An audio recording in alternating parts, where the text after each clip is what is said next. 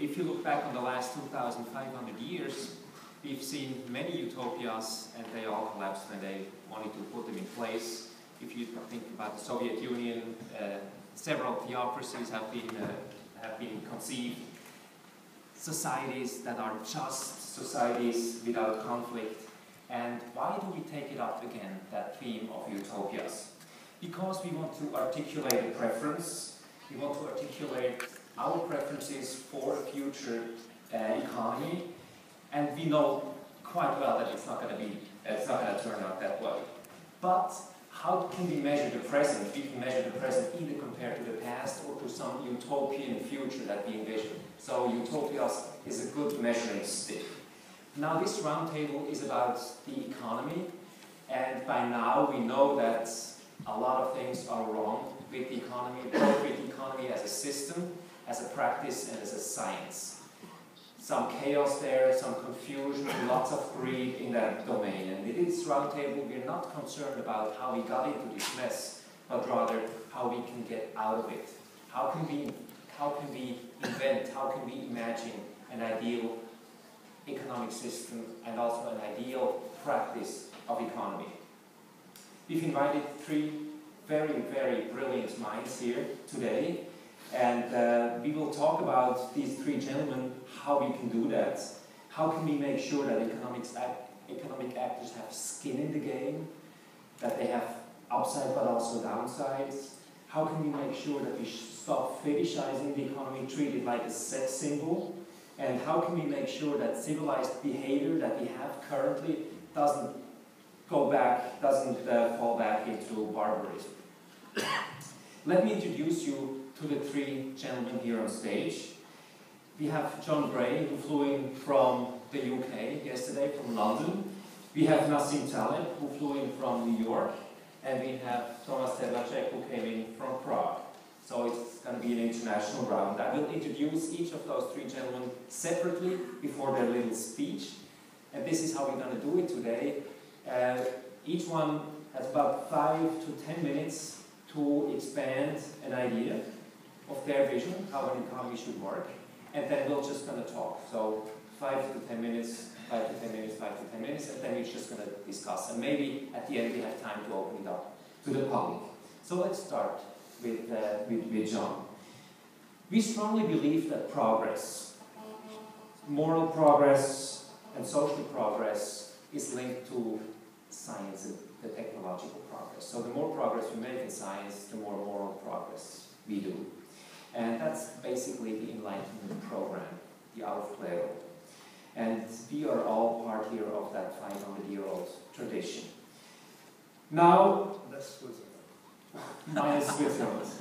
No, it's good for a good reason. Why? We're going to talk about this. Okay. And we believe that all societies will eventually be in that Enlightenment tradition, otherwise they become roadkill. I'd like to introduce you to a thinker who begs to differ. Could it be that the belief in science, in rational thought, that it translates into moral progress, is that just a utopia? Is that the big utopia that we're talking about?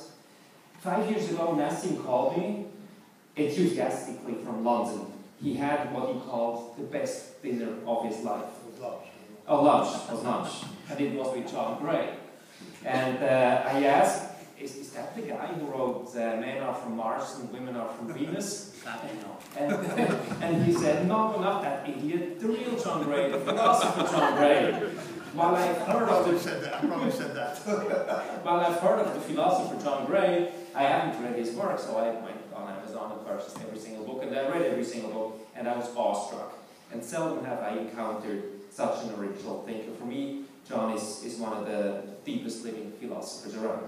And that's why I'm so thrilled, John, that you're here on stage. You're Professor Emeritus of the London School of Economics. You have taught at Oxford, Harvard, Yale, and Madrid. And since your retirement from academic life, you've become a full-time writer. You've written books like Grey's Anatomy, Black Mass, Straw Dogs, one of my favorite, False Dawn, The Delusions of Global Capitalism, and now the latest one, which you just gave it to me. What is Silence of Animals. Silence of Animals. I just got it today, 5 minutes ago. You write for The Guardian, The Independent, The New Statesman, The New York Review of Books, The New Republic, and other journals. His writings have been translated into over 30 languages, but like Borges, one of his favorite authors, he is as proud of the books he has read as any that he has written. John, you start with your statement. Thank you very much, Rob, for that introduction. I guess I should begin by saying that utopia to me, the original word I think meant nowhere, and utopia to me means any kind of social or political situation or project that we can know in advance to be impossible. And so, in a sense, I'm in a paradoxical situation when I try and explain what my utopia would be, because I'm trying to explain something that I think would be impossible. Because my utopia is a variety of economic systems, which in the present times means a variety of capitalisms, types of capitalism, in each of which people are able to learn from their mistakes. And that means, as Nassim has often expressed, that has implications not only about knowledge but also about incentives. It means people do have to have skin in the game and they do have to pay for their mistakes. And if their mistakes are big, then that might be a reason for looking at the institutions in which they made those mistakes, breaking them up, changing them, or in the case of banks, maybe turning delinquent banks into public utilities. The problem with economic utopias is, I think, twofold. The problem with economic utopias of various kinds, not just communism, but also some type of laissez-faire capitalism, but also with the sort of economic utopia which I think is embodied in the European single currency, is that they derive from very simple theories. Economic theory may be immensely clever, it may be heavily mathematically developed, it may not be comprehensible to the vast majority of people, but basically the underlying assumptions are simple and often wrong. Let me give you a simple example of that. One of the assumptions of a lot of economic theory is that human beings, the actions of human beings, are predominantly the product of calculation of some kind, whether it be a calculation of advantage, of utilities, or preference satisfaction, or whatever it might be. My observation of history, including the rise and fall of economic utopias and other utopias, is that the predominant form of human action, particularly when things are desperate, but even in non-desperate times, is not calculation, but suggestion. Human beings react to the news. They react along with other human beings. They react according to the mood of the time. When they act, it's not always, or even generally, to achieve some external goal or object of commodity. It's very often, especially when they're desperate, to vent their feelings. So, if you think of suggestion as being a very powerful motive, a very powerful form of human action rather than calculation, you'll see that the models of human action which underlie most or many economic theories are just too simple. By the way, people often ask me, don't they apply in parts of life? Don't these models of simple calculation apply in parts of life? Well, the only one I've discovered, the only context I think in which they apply unequivocally and have a high predictive value is departments of economics. In departments of economics, people plan their long-term stratagems and calculate each move of their careers because they've internalized the model and they apply it to this construct, a career. They also have tenure in most countries. So there's not that much downside for them. In the real world, really big crises don't have the form of game theory. Game theory, which is a form of this rational choice model, doesn't really include things like hatred,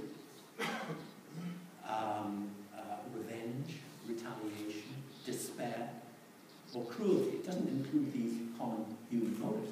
So So it can't really account. It's a fundamental error if you analyse what's going on in the Eurozone now as a series of game theoretic moves. The ECB has done this, the Bank of Cyprus has done that. Underlying, they're tit for tat, they're applying various game theoretic models. Underlying it, I think, are fairly strong and powerful feelings of anger, despair, humiliation, hatred, revenge, hope, not much of that, but powerful human emotions. And yet that kind of game theoretic modelling, which has a limited application maybe in some forms of corporate bargaining, is often used to analyse economic and political situations. Second point, second reason why economic utopias very often, I would say always, fail, is that those who promote them come to see them not as fallible, embodying fallible theories and projects which need to be revised in the light of experience. They identify the project or the utopia with the meaning of their lives. And then we have a phenomenon which is very powerful in human history, including the present, which was examined by a rather wonderful book written by an American. I don't know if you remembered it some time ago, a woman called Barbara Tuchman, a non-professional economist. She was a non-professional historian. She was an academic, but she actually never, I don't think she was ever in the Department of History. And she wrote a book called The March of Folly. And what she brings out in this book, she takes various examples from the Trojan horse in ancient Greek history right up to the Vietnam War. What she examines in this is a very, very important and profound thing, which is the difference between folly and error. Errors can, in principle, be corrected. Maybe in practice, they're not often corrected in politics and economics, but they can. But folly occurs when human beings become so attached to their projects that they're willing to promote them even at the cost of their own destruction. That's folly. Folly can't be corrected. Folly runs its course to the bitter end, normally. So I think there are many, so there are two reasons, and I'll come to a conclusion, two reasons why economic utopias, like other utopias,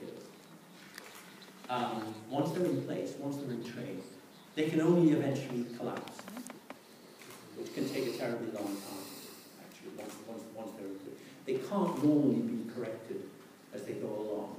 Partly because the theories are too simple that people are using, and partly also because the people who promote the project become attached to the project as the meaning of their lives. They would have to admit that their lives, as in the case of communism, for example, many, especially Western communists, a visiting communist, visiting someone from a visiting East European university told me that he was taken aside in the Cold War era by the main informer in this department and said, when you go to Oxford, be very careful. So why is that? The place is full of communists. And it was especially Western communists, but also others, attach themselves to the project, even to the point at which, until it collapses, they do nothing. When it collapses, they jump off and join some other project, but they don't actually produce the collapse. So back to my utopia. My utopia would be whatever, and it's impossible, but my utopia would be that economic systems would vary because circumstances vary, that some economic systems don't work anywhere, for example, communism. Maybe the present world of central banks isn't working very well, but in the variety of types of economy that exist, they should ideally be ones in which people can learn from their mistakes, and even more ideally and more fantastically want to learn from their mistakes.